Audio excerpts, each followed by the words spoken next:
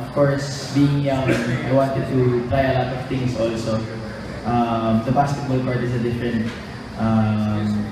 field for me, and yung group of guys ito, group of girls also, maganda experience sa akin. Pero definitely, I still know my priorities when it comes to basketball. It's just a summer thing, and hopefully, mabigyan pa ng more opportunities. Marami ako natutunan sa kanila. Siyempre ito, ano na nila to, buhay na nila. So very memorable experience na for me. Sa sports, kilala-kilala yung team up nyo na yung Balangues, ano? Does it mean to say na gagawa rin kayo ng one-pan sa TV5? Well, basically ngayon kasi we're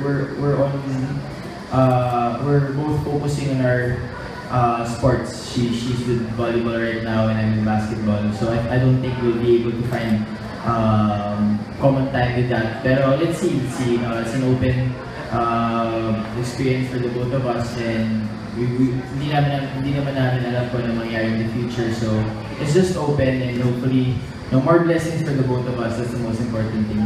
How's your relationship right now? Break na kayo? No harm.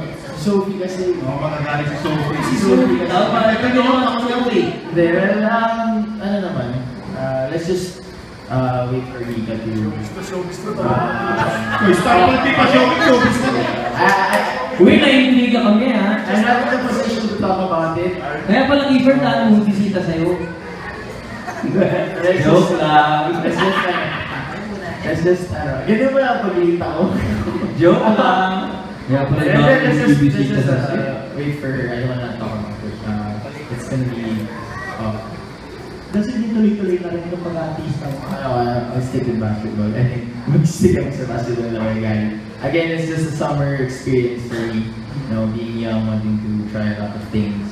So, let's see in the future.